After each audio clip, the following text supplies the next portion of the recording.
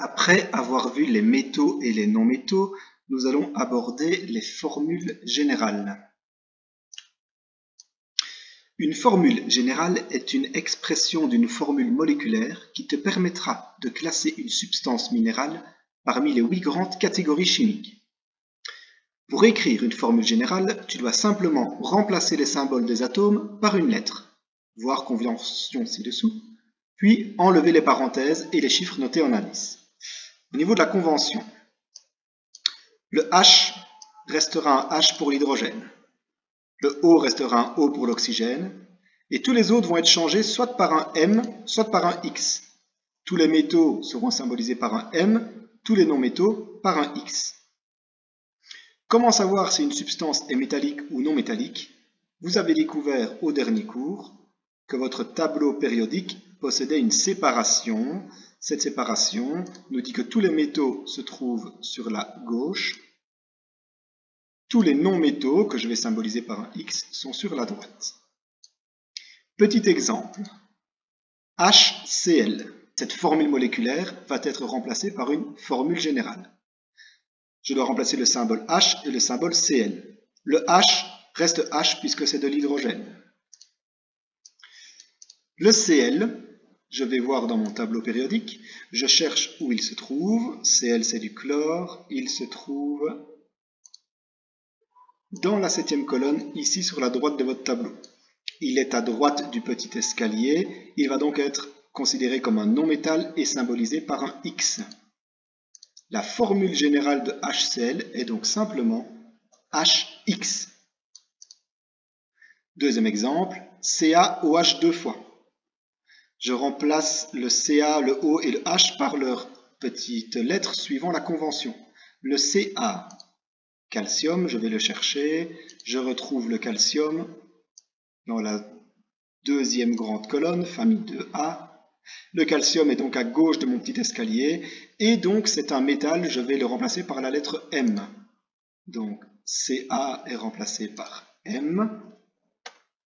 Le O reste O puisque c'est de l'oxygène. Le H reste H puisque c'est de l'hydrogène. Et donc la formule générale de CaOH deux fois est MOH. Je signale que j'ai enlevé les parenthèses et le petit chiffre noté en indice.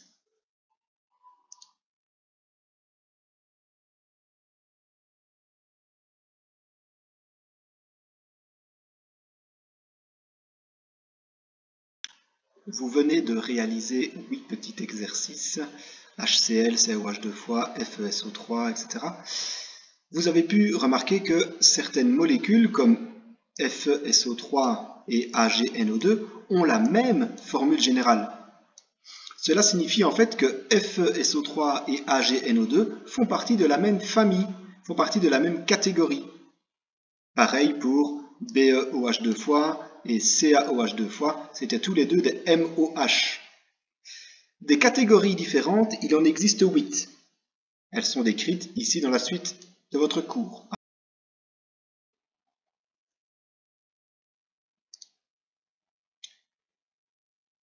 Acide binaire, acide ternaire HXO. Nous avons les bases, qu'on appelle aussi hydroxyde. Leur symbole sera toujours MOH. La formule générale sera toujours MOH. Les sels seront symbolisés par MX ou MXO. Les oxydes seront soit MO ou alors XO, suivant que ce soit un oxyde métallique ou un oxyde non métallique. Et enfin, l'eau H2O que vous connaissez. Les acides HX et HXO et les bases MOH sont en fait chimiquement opposés.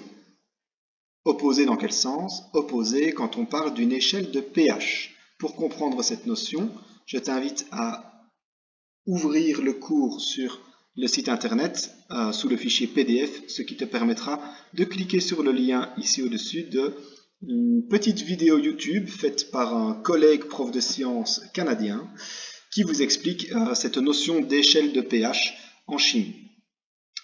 Vous pourrez ensuite voir qu'on peut passer d'une substance acide à une substance basique quand on les mélange.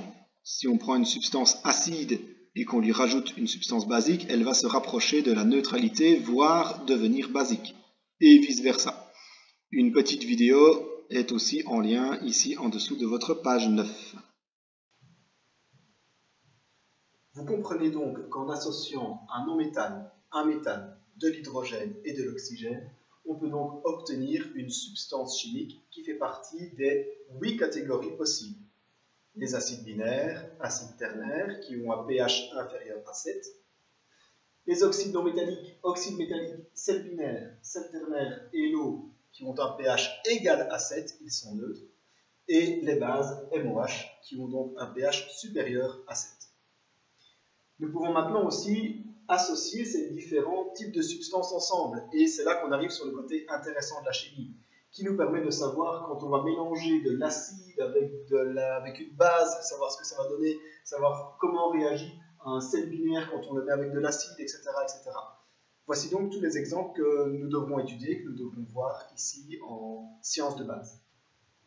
Voici maintenant les différentes réactions qui peuvent exister entre les substances. Premier exemple, je suis à la page 11. Un métal que je fais chauffer et réagir avec de l'oxygène. Quand nous faisons brûler un métal, nous avons du M et du O. De manière logique, ce que nous allons obtenir sera un oxyde métallique. Si je prends cet oxyde métallique,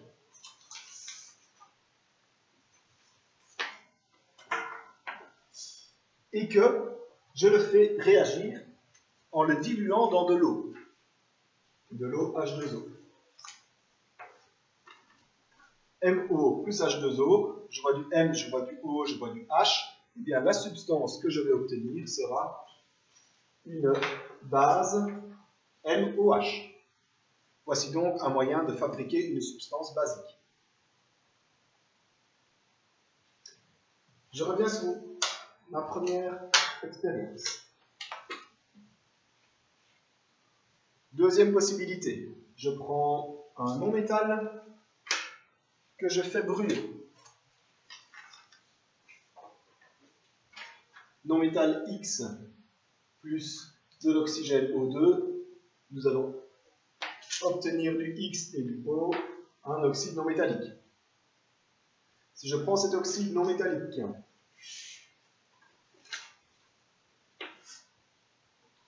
et que je le dilue dans de l'eau, XO plus H2O, j'ai du X, j'ai du O, j'ai du H, j'ai à nouveau du O. La substance que je vais obtenir sera donc un acide ternaire. Voici comment fabriquer un acide.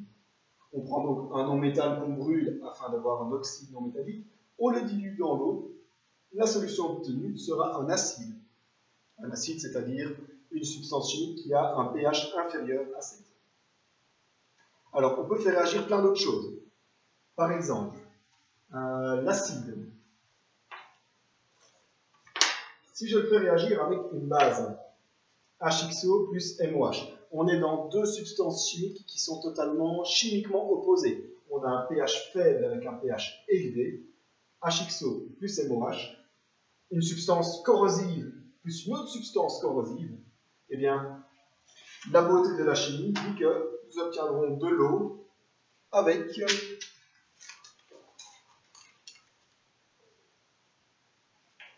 un sel ternaire. Et oui, voici toute la beauté de la chimie, comme je le dis. Une substance très corrosive avec une autre substance très corrosive, on n'y mettrait pas les doigts, on ne les goûterait certainement pas.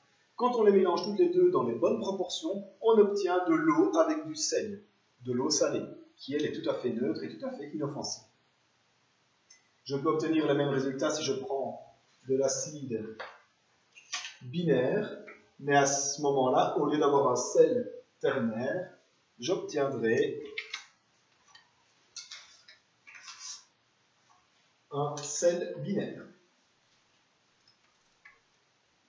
Ces réactions d'un acide avec une base sont appelées les réactions de neutralisation, puisqu'on a un pH bas, un pH élevé, les deux se mélangeant l'un à l'autre vont se neutraliser pour avoir une substance qui a un pH neutre sur la fin.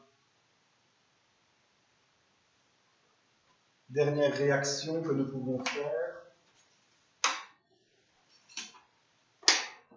Si je prends un métal et que je trempe ce métal dans un acide, vous vous souvenez, on avait pris du magnésium que l'on avait mis dans de l'acide. Vous vous souvenez de cette effervescence et de cette réaction exothermique? Eh bien, ce que nous obtenons, ça va donc M plus HX, ça va donc être MX. Et nous allons avoir une émanation d'un gaz. Ce gaz sera de l'hydrogène H2.